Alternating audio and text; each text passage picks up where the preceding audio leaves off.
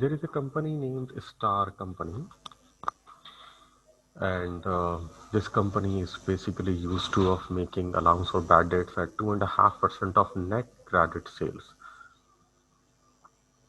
It's about year 1993. On the beginning of the year, account receivable balance this company holding was 100,000, and as far as the bad debts is concerned, there was a credit balance of 300,000 rupees. ये company हर साल bad debts को calculate करने के लिए net credit sales का 2.5% calculate करती है। जब साल शुरू हुआ है तो इसका अकाउंट रिसीवेबल का बैलेंस 1 लाख, जबकि बैड डेट्स का अलाउंस ऑफ बैड डेट्स का क्रेडिट बैलेंस है 3,000 rupees.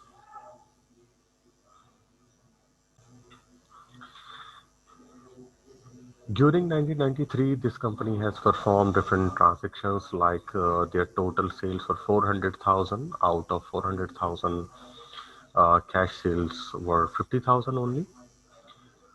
Company made some returns to the uh, receive returns from the customers of rupees 10,000. Company allowed discount of rupees 5,000 to the customers, and the return of accounts were 2,500. As far the collections are concerned, collections were of rupees 3,35,400 rupees. Out of this, 400 basically was the return of account. 10,000 rupees is a credit balance in some customers account, and 5,000 is actually a promissory note received from a normal customer. So now what we have to do, the question is asking us to perform all the entries first. First we will journalize all the entries. Then we will make T accounts of account receivable and allowance of bad dates, then adjusting and closing entries. And finally, we will prepare partial balance sheet. So let's start with journalization. पहली entry जो हमारे पास लिखी हुई है, it is about total sales. ये sales में include हो रहा है कैश सेल भी।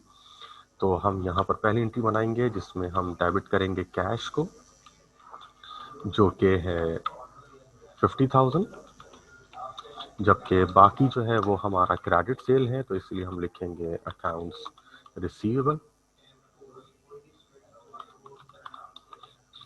अकाउंट रिसीवेबल की वैल्यू निकालने के लिए हम 4 लाख में से माइनस कर देंगे 50,000 which was cash sales. The reminder will become our credit sale which of rupees 3,50,000। Sales हुई है हमारी, तो टोटल सेल्स यहाँ पर हम क्रेडिट कर देंगे सेल्स, जो कि बनेगी 4 लाख रुपीस। नरेट कर देते हैं टू रिकॉर्ड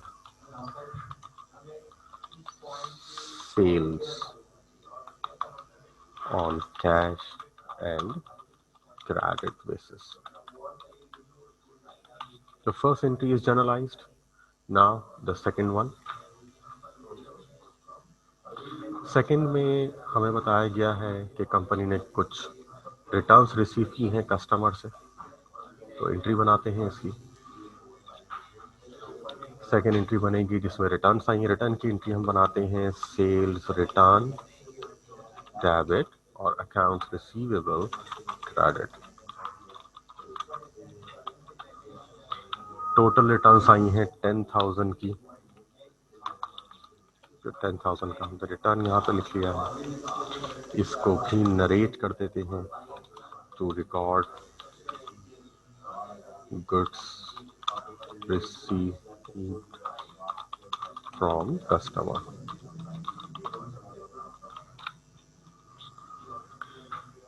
नेक्स्ट हमारे पास है सेल्स डिस्काउंट। हमने कस्टमर को डिस्काउंट अलाउ किया है, एंट्री बनाते हैं इसकी डिस्काउंट अलाउड की।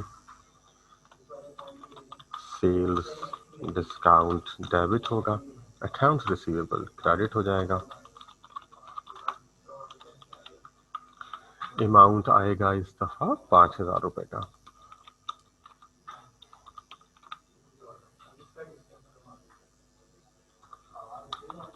नरेट कर देते हैं इसको to record discount allowed. Next entry की तरफ चलते हैं। नेक्स्ट हमारे पास है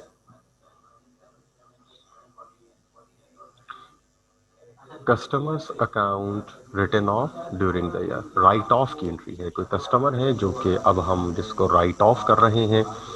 कुछ कस्टमर्स ऐसे होते हैं कि जिनके मुतालिक हमें यकीन हो जाता है कि now we will not be able to recover any amount from them, और amount to some extent will not be recoverable, तो हम ऐसे कस्टमर्स का अकाउंट राइट ऑफ कर देते हैं to make a clear picture on the balance sheet.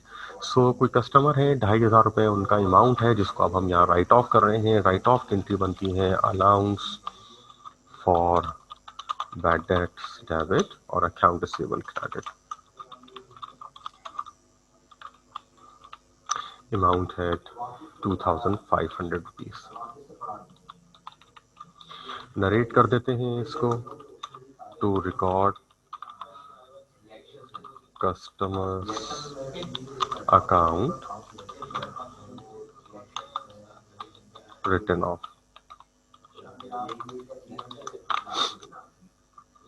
Next entry की तरफ चलते हैं। नेक्स्ट ट्रांजैक्शन में cash collected from customer, collection की एंट्री है। कलेक्शन का अमाउंट है 3,35,400 rupees. But out of this 400 is actually from a previously return of account. Total amount जो कलेक्शन हुई है साल में वो है 3,35,400 की, लेकिन इसमें 400 रुपए जो है वो एक रिकवरी का अमाउंट है, यानी किसी कस्टमर का अकाउंट हमने राइट ऑफ किया था, उस राइट ऑफ के अमाउंट में से 400 रुपए जो है वो रिकवरी हो गई है। तो हम इस 400 रुपीज की एंट्री अलग बनाएंगे जो कि रिकवरी की एंट्री बनेगी, और जो बाकी रह जाएगा 3,35,000 उसकी हम एक अलग एंट्री बनाएंगे। तो शुरू करते हैं यहाँ पर। सबसे पहली एंट्री हम बना रहे हैं नॉर्मल कलेक्शन की। तो नॉर्मल कलेक्शन का जो अमाउंट है वो है cash debit account receivable credit.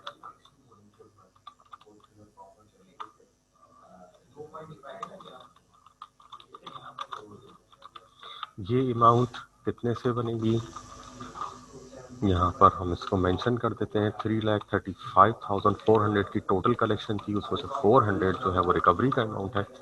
तो reminder 3,35,000 is basically normal collection. रेट कर देते हैं to record cash collection from customer. इसके बाद जो हमारे 400 रुपए रहते हैं ये रिकवरी के अमाउंट है। रिकवरी की हमेशा दो एंट्रीज बनती हैं। चूंकि ये एक रिटर्न ऑफ अकाउंट है, रिटर्न ऑफ अकाउंट होने की वजह से इस कस्टमर का अकाउंट अब एग्जिस्ट नहीं कर रहा है कंपनी के रिकॉर्ड्स में, तो पहले हमें उसका अकाउंट रीओपन करना होगा। पहले रीओपन की एंट्री बनेगी और फिर इसके बाद हम उसके कलेक्शन को रिकॉर्ड करेंगे यहाँ पर। सो दो एंट्रीज बनेंगी यहाँ पर। पहली एंट्री बनाते हैं। पहली एंट्री में इसका अकाउंट ओपन होगा। अकाउंट ओपन करने के लिए एंट्री बनेगी अकाउंट्स रिसीवेबल डेबिट होगा और allowance for bad dates credit होगा। ये अकाउंट के रीओपनिंग की एंट्री है जो कि हमने यहाँ पर बनाई 400 से। To record customers account reopening.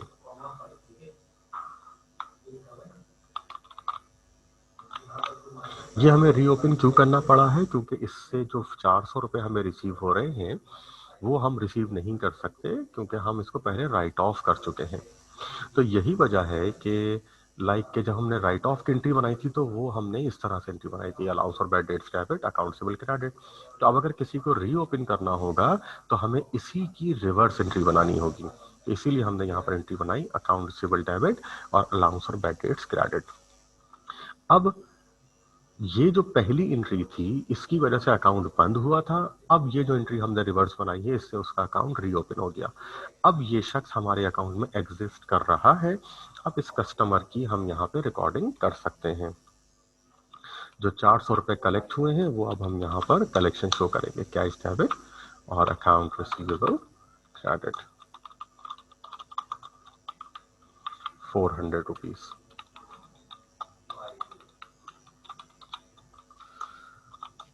To record cash collection from written off account. ये हमने यहाँ पर एंट्री बना दी। नेक्स्ट देखते हैं। नेक्स्ट हमारे पास है credit balance in customer account. Now credit balance in customer account में कभी भी क्रेडिट बैलेंस नहीं हो सकता। Obviously we can not receive from any customer exceeding its his own actual amount. तो हम किसी भी कस्टमर का कभी भी क्रेडिट बैलेंस नहीं देखते हैं। एक कस्टमर से उतना ही पैसा रिसीव किया जा सकता है जितना कि उसने हमसे सामान क्रेडिट पे लिया है। अगर क्रेडिट बैलेंस आ रहा है किसी कस्टमर का अकाउंट तो इट मीन्स के देयर इज सम मिस्टेक, कोई गलत पोस्टिंग हुई भी है और उसकी वजह से क्रेडिट बैलेंस आ गया है।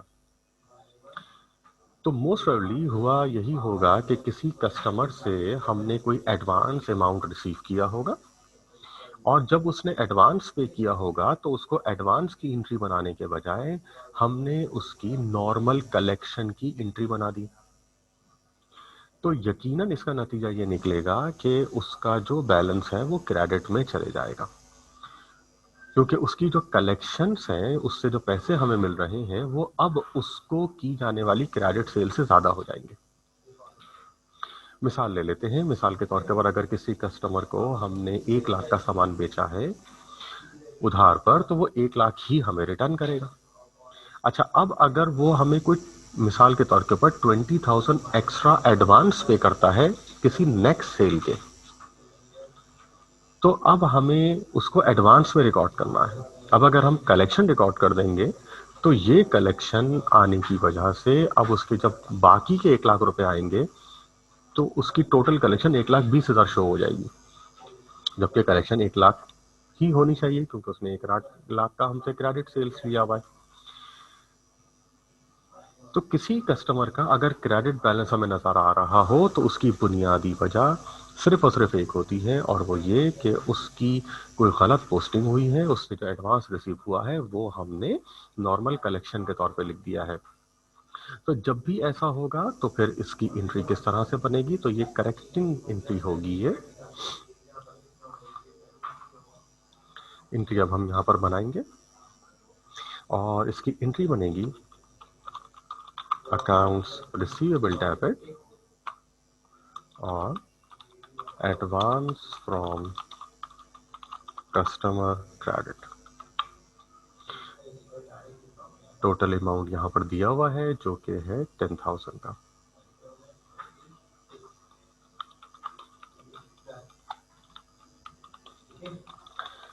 तो ये हमने यहाँ पर करेक्शन की एक एंट्री बना दी है। टू रिकॉर्ड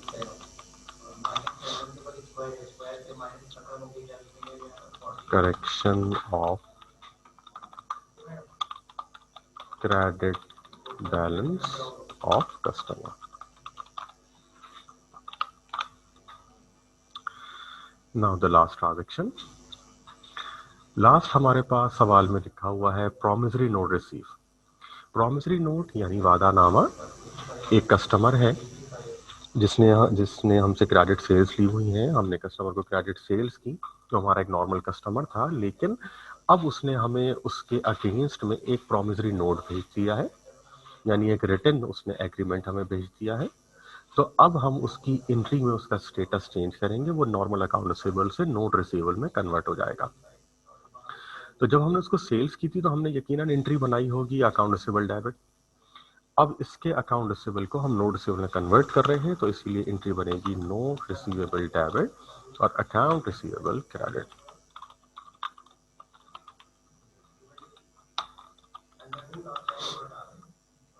अमाउंट सवाल में दिया हुआ है 5,000 का। तो ये 5,000 से हमने यहाँ पर एंट्री बना दी। नरेट कर देते हैं। To record promissory note received from customer.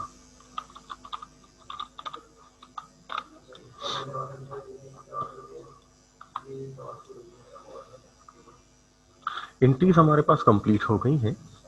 सवाल की रिक्वायरमेंट अगर हम देखें तो पहली रिक्वायरमेंट थी प्रिपेयर ऑल एंट्रीज, जो कि हमने यहाँ पर बना ली है। ये सारी एंट्रीज थी जो कि अभी हमने कंप्लीट कर ली। इसके बाद हमसे कहा जा रहा है कि अकाउंट रिसीवेबल और अलाउंस और बैड डेट्स के हमें टी अकाउंट यहाँ पर बनाने हैं। तो अब हम यहाँ पर सबसे पहले टी अकाउंट्स बनाएंगे। अकाउंट रिसीवेबल के टी अकाउंट में हमेशा सबसे पहले बैलेंस आएगा, बैलेंस डेबिट साइड पर आएगा। तो हम यहाँ पर बैलेंस लिख देते हैं जनवरी 1 1993। बैलेंस आएगा हमारे पास। ये बैलेंस हमारे पास सवाल में मौजूद है, जो कि है 100,000 रुपीज का। ये बैलेंस यहाँ दिया हुआ है, 100,000 रुपीज का बैलेंस है हमारे पास। ये बैलेंस हम सबसे पहले पोस्ट करेंगे यहाँ।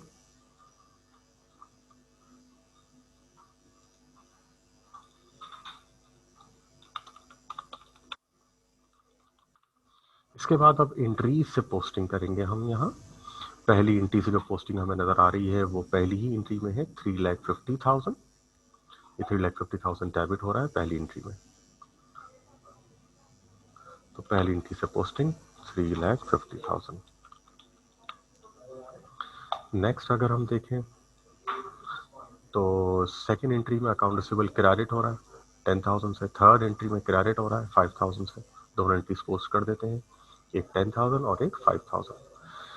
तो सेकेंड एंट्री में 10,000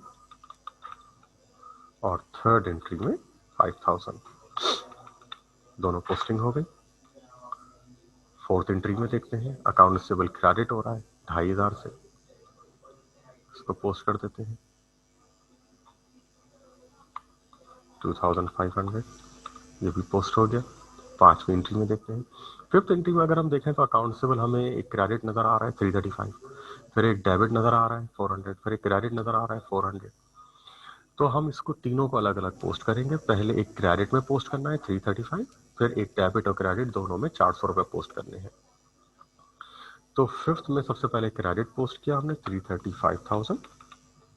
फिर इसके बाद 5A जो है, इस नाम से हम 400 रुपए डेबिट करेंगे और 5B में हम 400 रुपए क्रेडिट करेंगे। फिफ्थ एंट्री पोस्ट हो गई। सिक्स एंट्री अगर हम देखें तो यहाँ पर अकाउंट रिसीवेबल हमें डेबिट में नजर आ रहा है 10,000 रुपीज। सिक्स एंट्री में 10,000 और सेवेंथ एंट्री में हमें क्रेडिट में नजर आ रहा है जो कि है 5,000।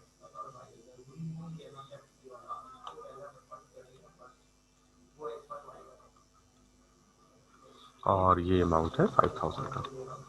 ये सेवेंथ एंट्री में हमारे पास पोस्ट हो गया। So all entries are posted now. यहाँ से अब हम एक बैलेंस कैलकुलेट कर लेते हैं। दोनों साइड का सबसे पहले टोटल करते हैं। डेबिट साइड का टोटल करेंगे तो 1,00,000 3,50,000 मेक्स 4,50,000 10,000 460 और 4,60,000 400। 4,60,400 का हमारे पास एक टोटल आ गया यहाँ पर।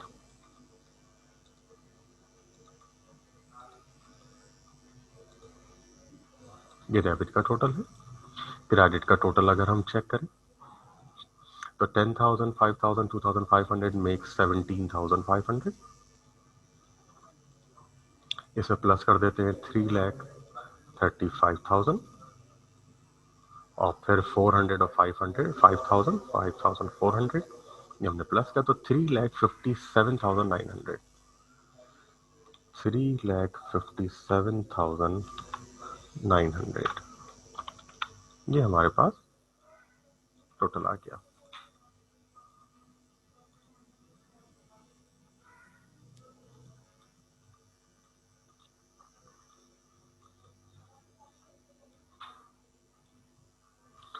सो नाउ अब इनकी हम बैलेंसिंग कर देते हैं। यकीनन डेबिट साइड हमारे पास ज़्यादा है।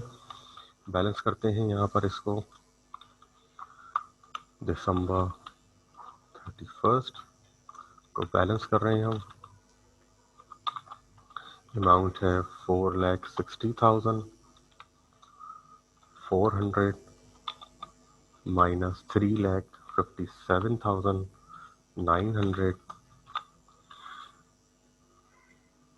इनका बैलेंस चेक करते हैं यहाँ पर।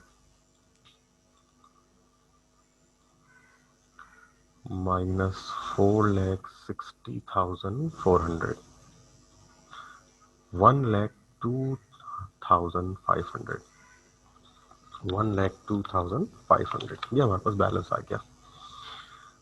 दोनों साइड के ऊपर अब हम पोस्ट कर देते हैं इनका टोटल, 4,60,400 एंड 4,60,400। ये हमारे पास टोटल आ चुका है इस वक्त। अकाउंट रिसीवेबल का टी अकाउंट बन चुका है। अब हम जाते हैं अलाउंस फॉर बैड डेट्स के टी अकाउंट की तरफ। अलाउंस फॉर बैड डेट्स के टी अकाउंट में भी सबसे पहले बैलेंस आएगा। बैलेंस हम पोस्ट कर रहे हैं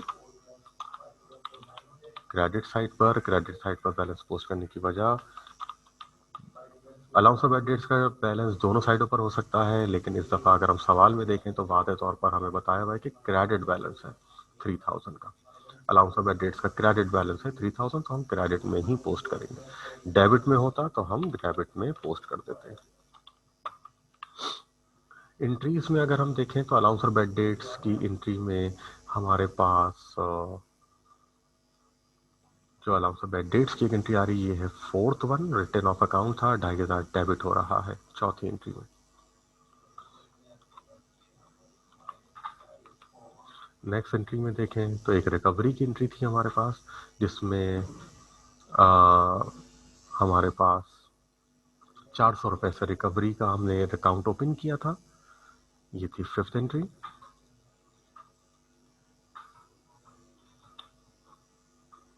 ये 400 रुपए का बैलेंस आएगा हमारे पास। इसके अलावा अलाउंस और बैड डेट्स का हमारे पास और कोई पोस्टिंग नहीं है। दो ही पोस्टिंग्स हमारे पास हैं, एक चौथी एंट्री में और एक 5वीं एंट्री में। दोनों पोस्टिंग हो चुकी हैं। सो नाउ फाइनल कर देते हैं इसको। यहाँ का टोटल आ रहा है 2,900, जबकि यहाँ पे टोटल आ रहा है हमारे पास 3,000। तो इसका मतलब ये हो गया कि डेबिट बैलेंस आ रहा है हमारे पास दिसंबर 31st 1993। बैलेंस है हमारे पास 3,000 minus 2,900, दैट मेक्स 100 रुपीज। ये बैलेंस आ गया हमारे पास।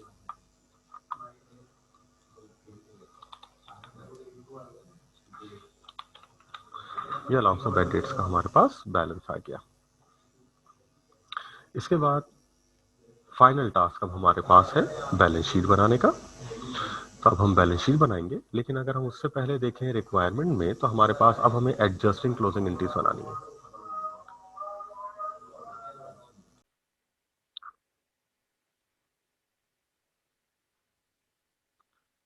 अब हम बनाएंगे एडजस्टिंग और क्लोजिंग एंट्रीज। बैड डेट्स की एडजस्टिंग भी बनेगी और बैड डेट्स की क्लोजिंग एंट्रीज भी हम बनाएंगे यहाँ पर।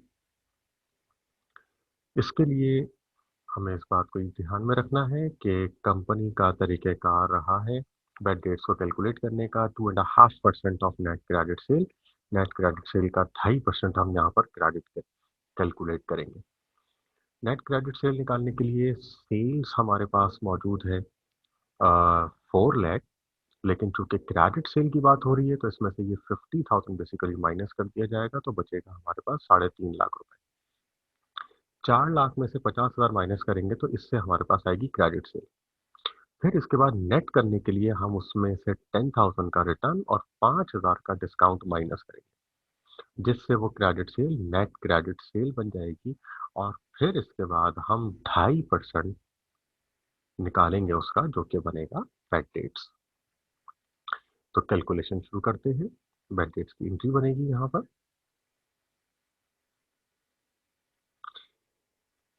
सबसे पहले हमें क्रेडिट सेल्स चाहिए।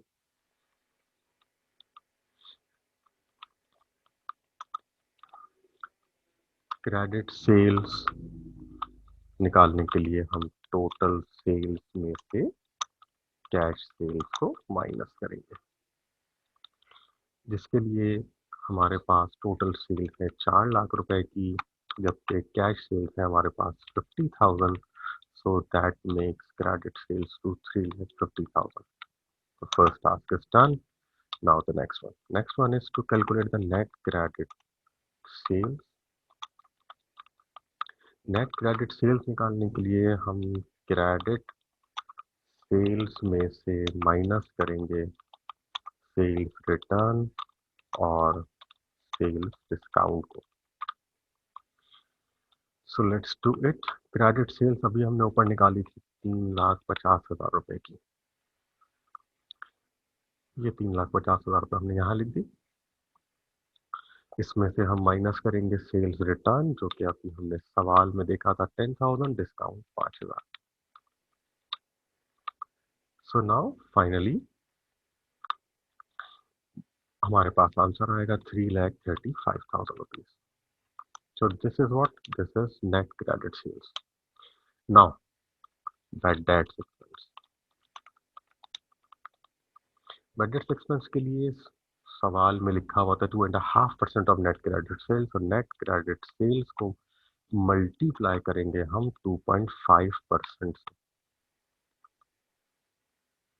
ये सवाल में लिखा हुआ था 2.5% हमारे पास यहाँ से आया है. ये है 2.5%, 2.5%. ठीक है. कैलकुलेट करके बैड डेट्स की वैल्यू निकालते हैं यहाँ पर.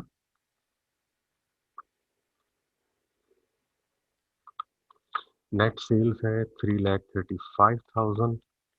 इसका हम निकालेंगे 2.5%, यानी 2.5 डिवाइडेड बाय 100. कैलकुलेट करते हैं 3,35,000 multiplied by 2.5% divided by 100. So this is 8,375 rupees. 8,375. So we have done with the calculation. So now December 31st को हम बैड डेट्स की एंट्री बनाएंगे यहाँ पर. बैड डेट्स की एडजस्टिंग एंट्री हम बनाएंगे यहाँ पर.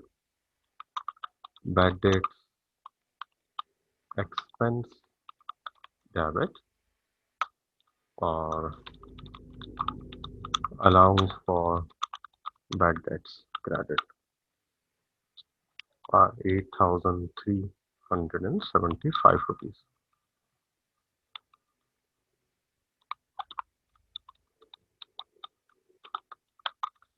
To adjust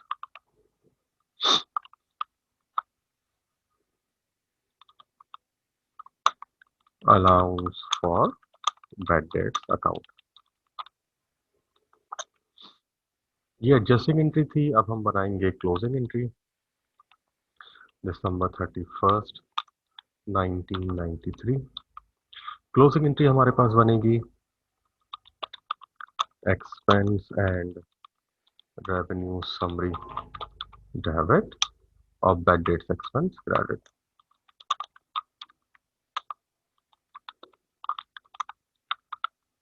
सेम अमाउंट से एंट्री बनेगी 8375. नरेट कर देते हैं to close bad debt expense account.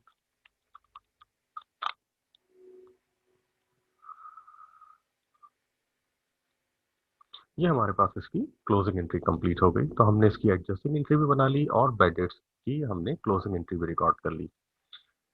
T accounts हम ऑलरेडी बना चुके हैं. Now the last requirement is of partial balance sheet. Partial balance sheet का मतलब है अधूरी बैलेंस शीट, यानी रेलिवेंट डाटा पोस्ट होगा. रेलिवेंट डाटा पोस्ट करने के लिए हमें लाजमी तौर के ऊपर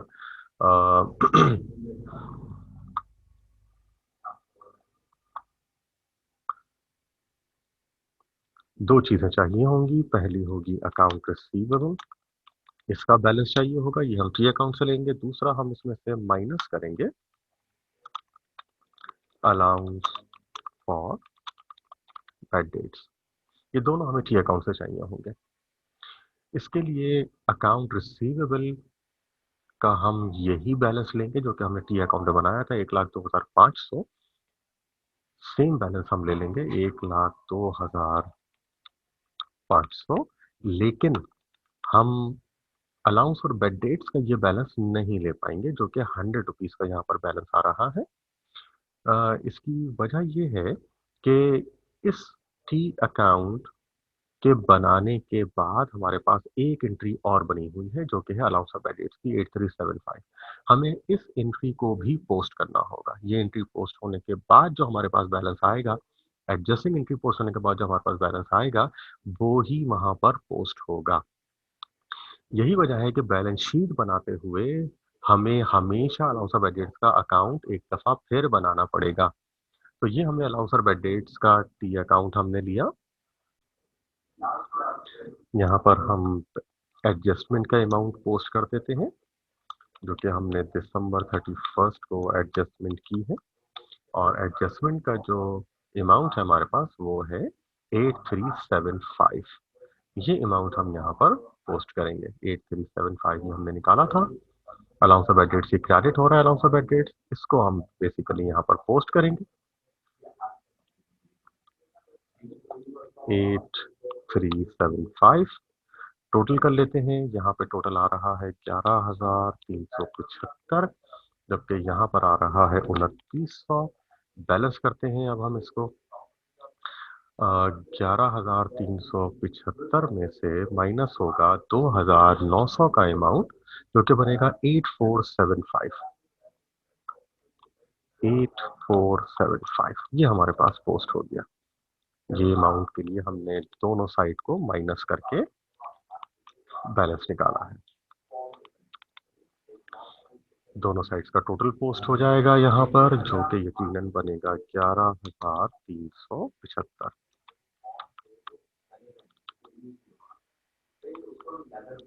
ये हमारे पास अमाउंट आ गया। अब ये जो बैलेंस है 8475, ये बेसिकली क्रेडिट बैलेंस है। क्रेडिट बैलेंस यहाँ पर लिखकर हम माइनस करेंगे 8475। जब हम इसको टोटल करेंगे यहाँ पर, तो हमारे पास फाइनल आंसर आ जाएगा इसका 102500। ये हमने यहाँ से माइनस किया तो 94025। 94025 ये हमारे पास बैलेंस आ गया और हमारी पार्शियल बैलेंस शीट कंप्लीट हो गई। चूंकि ये पार्शियल बैलेंस शीट है तो इसके लिए हमारे लिए जरूरी नहीं है कि ये दोनों साइड्स बराबर हो। हमने जो रेलिवेंट डाटा हमारे पास अवेलेबल था वो हमने यहाँ पर पोस्ट कर दिया। नाउ बेड डेट्स का टी अकाउंट भी चूंकि इन्होंने सवाल की रिक्वायरमेंट मांगा हुआ है, तो ये भी बना देते हैं। बेड डेट्स एक्सपेंस की वैल्यू दो जगह पर हमें नजर आएगी। एक एडजस्टमेंट में नजर आएगी 83750 डेबिट में, जबकि एक क्लोजिंग में नजर आएगी 8375 क्रेडिट में, क्लोजिंग के अंदर। तो अब हम इन दोनों को भी पोस्ट कर देते हैं, जिससे हमारा बेड डेट्स का अकाउंट भी कंप्लीट हो जाएगा। तो दिसंबर 31 1993 को एडजस्टमेंट से वैल्यू आएगी 8375, जबकि यही हमारे पास दिसंबर 31 1993 को क्लोजिंग से हमारे पास एक वैल्यू जाएगी, जो कि है 8375। दोनों साइड्स हमारे पास सेम है, जितने से डेबिट हुआ है उतने से क्रेडिट हुआ है, तो कोई बैलेंस नहीं है और ये हमारा टी अकाउंट भी कंप्लीट हो गया। So that's it for all requirements. ये हमारे पास सवाल था हमारा। एक कंपनी थी स्टार कंपनी, उसके लिए हमें सबसे पहले एंट्रीज हमने बनाई थी। एंट्रीज बनाने के बाद फिर हमने टी अकाउंट्स बनाए थे। टी अकाउंट तीन हमने बनाए हैं सवाल के अंदर। Basically bed day account receivable, bad debts और अलाउंस और बेड डेट्स, जिसमें से अलाउंस और बेड डेट्स का अकाउंट हमने दो दफा बनाया है। और यह हमें हमेशा याद रखना है कि एक एंट्रीज के बाद बनता है और एक बैलेंस शीट बनाने के लिए हमें दोबारा बनाना पड़ता है। और जब भी हम अलाउंस और बेड डेट्स का अकाउंट दोबारा बनाएंगे, तो वो बिल्कुल सेम बनेगा पहले वाले टी अकाउंट की तरह। सिर्फ और सिर्फ एक एडजस्टमेंट की एंट्री का उसमें इजाफा होगा और फिर जो उससे वैल्यू आएगी वो ही बैलेंस शीट में पोस्ट होगी। इसके अलावा हमने एडजस्टिंग क्लोजिंग एंट्रीज बनाई और फाइनली फिर हमने बैलेंस शीट बनाई। ये हमारा सवाल था। यहाँ पर हमने ये सारी एंट्रीज बनाई, ये पहली 5 एंट्रीज, इसके बाद फिर आखिरी की 2 एंट्रीज और फाइनली फिर ये हमारी थी एडजस्टिंग एंट्री और ये है हमारी क्लोजिंग एंट्री। और इनको बनाने के लिए हमने ये सारी कैलकुलेशन की। ये हमारे टी अकाउंट्स, ये बैलेंस शीट से पहले के टी अकाउंट्स हैं।